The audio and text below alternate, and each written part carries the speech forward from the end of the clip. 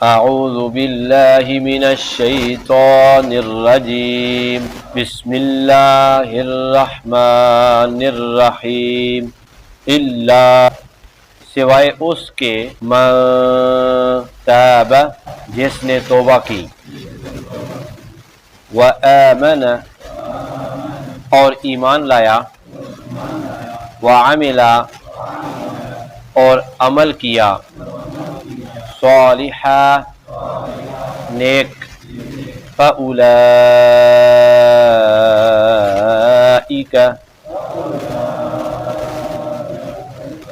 بس یہ وہی لوگ ہیں یدخلون جو داخل ہوں گے الجنت جنت میں ولا یظلمون اور ظلم نہیں کیا جائے گا ان کے ساتھ شیئا ذرہ بھر بھی صدق اللہ العظیم اللہم صلی علی سیدنا و مولانا محمد وعلی آل سیدنا و مولانا محمد وبارک وسلم علیہ۔ گزشتہ آیت کریمہ میں اللہ تعالیٰ نے ان لوگوں کا ذکر فرمایا تھا جو نالائق تھے اور جن کے اندر دو بڑی خرابیاں پائی جاتی تھیں اور پائی جاتی ہیں کہ وہ نمازوں کو ضائع کرتے ہیں اور خواہشات کی پیروی کرتے ہیں۔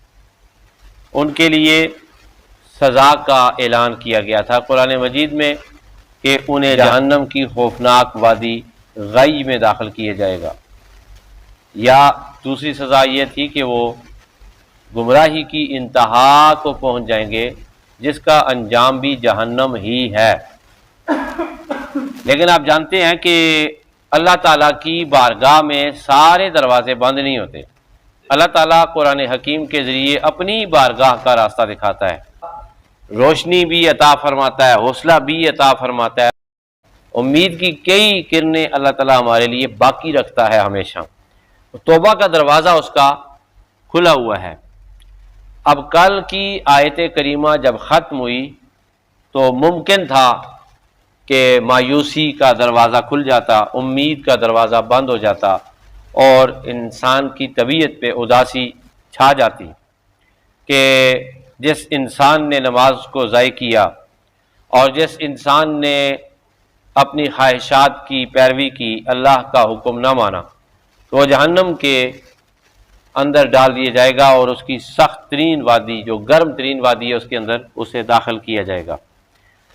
لیکن اللہ تعالیٰ کریم ذات ہے، وہ بخشش عطا فرمانے والا ہے، اور اللہ کی رحمت ایسی رحمت ہے کہ اللہ فرماتا ہے ادعونی استجب لکم، تم مجھے پکارا کرو، میری رحمت تمہاری توبہ کا انتظار کرتی رہتی کہ تم مجھے بلاؤ اور مجھے پکارو، مجھ سے مانگو، استجب لکم، میں تمہاری دعا کو قبول کروں گا۔ کی آیت میں رب ذوالجلال نے رحمت کا دوبارہ نیا دروازہ کھول کر انسانیت کو ایک اور توبہ کا موقع عنایت فرمایا کہ جو لوگ نمازیں ضائع کر چکے ہیں، جو لوگ اپنے خواہشات کی پیروی کر کے اپنے من کو، اپنی روح کو، اپنے دل کو، اپنے نامہ اعمال کو گناہوں سے بھر چکے ہیں، ان کے لیے ابھی امید کی کرن باقی ہے، اس لیے کہ رب ذوالجلال خود فرماتا ہے لا تقنطوا من رحمت اللہ، تم اللہ تعالیٰ کی رحمت سے کبھی بھی مایوس مت ہو۔ تو اللہ فرماتا ہے اس آیت میں تو اللہ نے جلال فرمایا، سزا بھی دی، اللہ نے ظاہر بھی فرما دی برائیاں، لیکن ساتھ متصل اس آیت کریمہ میں رب ذوالجلال توبہ کا دروازہ کھول رہے ہیں اور ارشاد فرما رہے ہیں وہ سزا ان کے لیے ہے جو غلطیوں پر ڈٹے ہوئے ہیں، نماز نہ پڑھنے پہ ڈٹے ہوئے ہیں، خواہشات کی پیروی کر رہے ہیں اور اسی راستے پر چل رہے ہیں۔ لیکن جنہوں نے قرآن حکیم کی آیت کو پڑھ کر خوف خدا دل میں بٹھایا اور اللہ نے انہیں خوف خدا کی نعمت سے نوازا کہ اللہ تعالیٰ تو ناراض ہو جاتا ہے، اللہ تعالیٰ تو پھر جنت کے بجائے جہنم کی طرف بھیج دیتا ہے، تو اس شخص کے دل میں جب خیال آیا نہیں مجھے توبہ کرنی چاہیے، مجھے اللہ کی طرف واپس آنا چاہیے، اور مجھے جو ہے اللہ کی رحمتوں کو گلے لگا لینا چاہیے، تو اس شخص کے لیے رب ذوالجلال ارشاد فرماتے ہیں الا من تابا، یہ سزا اس شخص کے لیے نہیں ہے جس نے توبہ کر لی۔ توبہ کا دروازہ اس شخص کے لیے کھلا، وہ توبہ کرے گا، کیا کرے گا؟ توبہ کرے گا۔ اگر وہ مسلمان تھا اور وہ نمازیں ضائع کرتا تھا، گناہ کرتا تھا، وہ توبہ کرے گا، رب ذوالجلال اس کے من کو پاک فرما دیں گے۔ وآمنا، اور اگر وہ مسلمان نہیں تھا تو اللہ کی ذات پر ایمان لے آئے، کلمہ پڑھ لے، وعمل صالحا، اور نیک عمل کرے، فاولئک،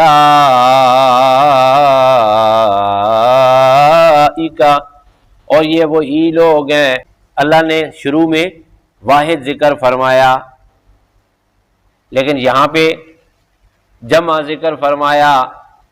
معنی کیا ہے؟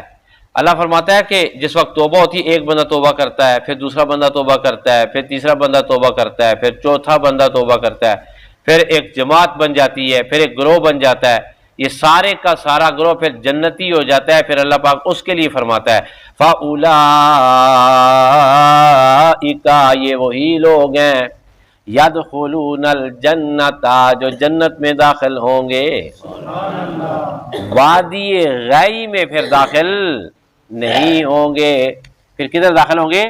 پھر ان کا راستہ جنت ہے۔ راستہ بدل گیا، زندگی بدل گئی، دل بدل گیا، نظریہ بدل گیا، نہیں اللہ والا ہو گیا بندہ، تو پھر کیا ہوا؟ ان کا ٹھکانہ غی نہیں، جہنم کی وادی نہیں، بلکہ کیا ہے؟ جنت ہے۔ اللہ فرما رہے ہیں وَلَا يُظْلَمُونَ شَيْئًا، ان کے ساتھ کچھ بھی ظلم نہیں ہوگا۔ علامہ راغب اصفہانی رحمۃ اللہ تعالی علیہ، المتوفی 502 ہجری، اپنی خوبصورت ڈکشنری جو کہ قرآن حکیم کے الفاظ پر مشتمل ہے، اس میں ارشاد فرماتے ہیں کہ ظلم کا جو معنی ہے، پہلا معنی یہ ہے کہ نا انصافی کرنا۔ تو اس آیت اور اس معنی کو آپ ملائیں تو اللہ فرمائے گا کہ پھر ایمان بھی لے آئیں، نیک اعمال بھی کریں، توبہ بھی کر لیں، تو ان کے ساتھ پھر قیامت کے دن نا انصافی نہیں کی جائے گی۔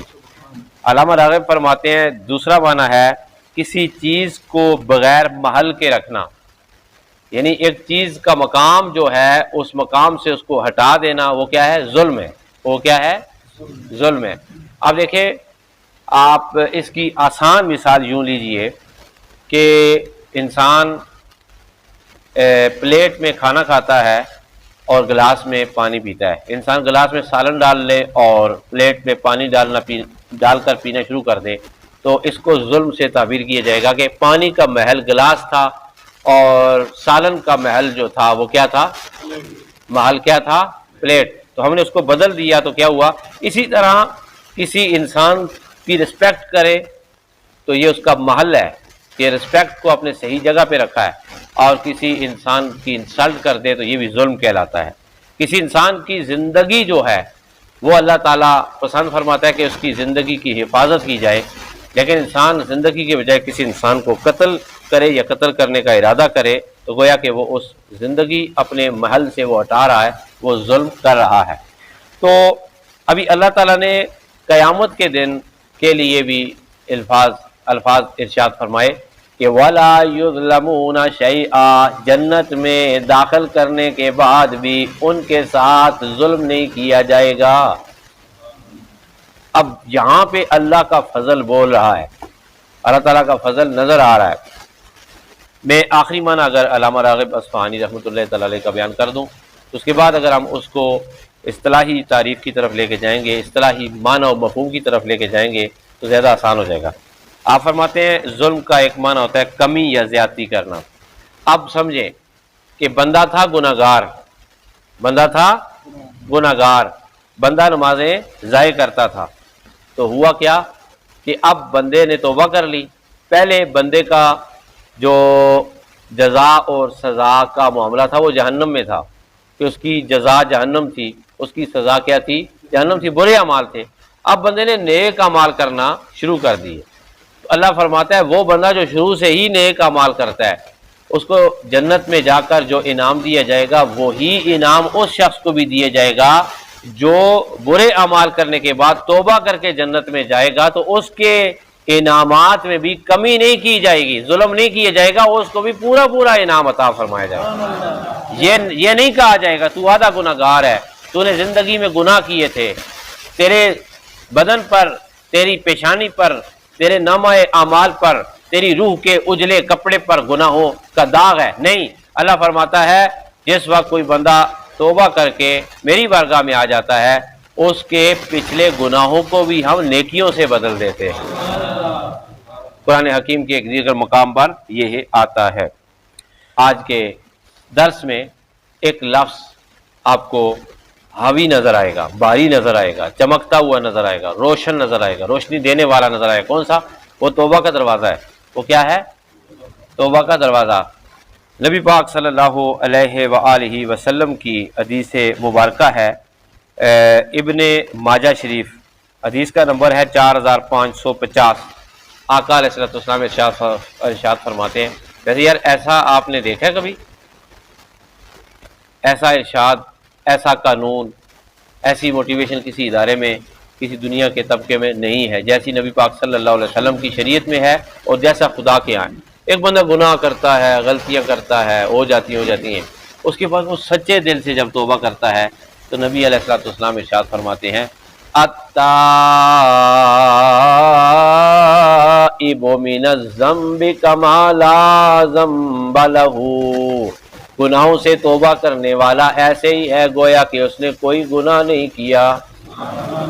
اس نے کوئی، یار کتنی میٹھی آواز ہے خدا کی، کیسی میٹھی آواز ہے شریعت کی، اور کیسی میٹھی آواز ہے توبہ کی کہ انسان اجلا ہو جاتا ہے، صاف ہو جاتا ہے، پاک ہو جاتا ہے، چمکدار ہو جاتا ہے، اور جب آپ اللہ تعالیٰ کے سامنے جائیں گے تو اللہ تعالیٰ شرمندہ نہیں کرے گا تو نے گناہ کیے تھے، انسان کو شرمندہ نہیں کیا جائے گا، بس توبہ کر لی تو بس وہ پاک ہو گیا، وہ صاف ہو گیا۔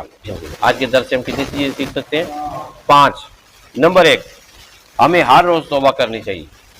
توبہ سے حوصلہ ملتا ہے، توبہ سے خدا بھی خوش ہوتا ہے، توبہ سے آپ کے من کے اندر اداسی جو ہوتی ہے وہ ختم ہو جاتی ہے، آپ حشاش بشاش رہتے ہیں، آپ کے چہرے پہ چمک رہتی ہے، اللہ تعالیٰ چہرے پہ نور لے آتا ہے۔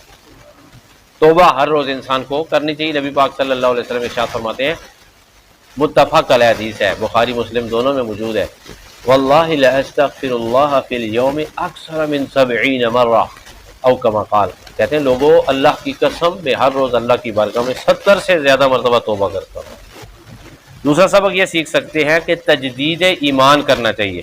یہاں پر تو آیا نا وآمن، اور جس نے ایمان قبول کیا، جو ایمان لے کے آئے، ہم تو ایماندار ہیں نا، تو ہم اپنے ایمان کی حفاظت کے لیے تجدید ایمان کر سکتے ہیں روزانہ، ہر روز پڑھا کریں، سب میرے ساتھ مل کے پڑھیں، اشہد اللہ الہ الا اللہ وحدہ لا شریک لہ واشہد ان محمدا عبدہ ورسولہ۔ ٹھیک ہے، دوسرا سبق کیا تھا؟ تجدید ایمان انسان کو کرتے رہنا چاہیے۔ تیسرا سبق کیا ہے؟ نیک اعمال سے اللہ تعالیٰ خوش ہوتا ہے، نیک اعمال کرتے رہے، نیک اعمال کرنے کی خواہش بھی رکھیں اور شوق بھی رکھیں، نیک اعمال اچھے ہوتے ہیں اور نیک اعمال انسان کو دنیا آخرت میں کامیاب راستہ دکھاتے ہیں۔ چوتھا کہ جنت کی امید رکھنی چاہیے۔ کیا رکھنی چاہیے؟ چوتھا سبق ہم کیا سیکھ سکتے ہیں؟ جنت کی امید رکھنی چاہیے اور خدا کا خوف رکھنا چاہیے۔ حضرت عمر رضی اللہ تعالیٰ عنہ ارشاد فرماتے ہیں، اگر قیامت کے دن یہ اعلان ہو جائے کہ کوئی بھی نہیں بخشا گیا، صرف ایک شخص بخشا گیا ہے، ایک شخص کی بخشش ہوئی ہے اور کسی کی بخشش نہیں ہوئی، تو کہتے ہیں میرے دل میں امید پیدا ہوگی شاید وہ میں ہی ہوں، اللہ نے جس کو بخش دیا ہے۔ کہتے ہیں اگر یہ اعلان ہو جائے کہ اللہ تعالیٰ نے سب کو بخش دیا ہے، اللہ نے سب کو بخش دیا ہے اور ایک شخص ہے جسے نہیں بخشا، دیکھیں ہو سکتا ہے میں وہ شخص ہوں جسے اللہ نے نہ بخشا ہو، یہ خوف ہے۔ پھر حضرت عمر فاروق رضی اللہ تعالیٰ عنہ ارشاد فرماتے ہیں، اس خوف اور امید کی درمیانی کیفیت کا نام ایمان ہے۔ تو خوف اور ایمان۔ چوتھا سبق یہ سیکھ سکتے ہیں کہ اللہ کی جنت کی امید، اللہ کی رحمت کی امید، اللہ کی توبہ کی قبولیت کی امید۔ اور آخری سبق کیا ہے؟ کہ اللہ کا خوف بھی دل میں ضرور ہونا چاہیے کہ وہ بڑا ڈاڈا بھی ہے، وہ چھوٹی چھوٹی باتوں پہ بھی سزا دیتا ہے، بڑے بڑے گناہ بھی معاف فرما دیتا ہے، تو اس کو راضی رکھنا چاہیے۔ تو اب کل کے سوالات پوچھ لوں، دو چار ایک بیٹا تیار ہیں آپ سب لوگ؟ اچھا یہ بتائیں جی، فخلفہ کا کیا ترجمہ ہے؟ فخلفہ، شاباش، کیا؟ جان نشین ہوئے، ماشاءاللہ۔ خلف، نالائق، نالائق، شاباش، بہت اعلیٰ۔ خلفن کا معنی نالائق ہوتا ہے۔ کل کی آیت میں جن دو برائیوں کا ذکر کیا گیا، یعنی سورہ مریم آیت نمبر 59 میں کون کون سی دو برائیوں کا ذکر کیا گیا کہ ان برائی والوں کو، شاباش، ہاں جی، خواہشات کی پیروی کرنا، ایسے لوگوں کو خدا نے کون سا ٹائٹل دیا ہے؟ خلفن، وہ نالائق ہوتے ہیں۔ ایسے دو خرابیوں کے مالک کون سے ہوتے ہیں؟ نالائق۔ آخری سوال ہے جی، تو ان کے لیے کیا سزا تھی؟ جہنم کی وادی غی۔ اللہ تعالیٰ ہم سب کو قرآن سے جڑے رہنے کی توفیق عطا فرمائے۔ وآخر دعوانا ان الحمد للہ رب العالمین۔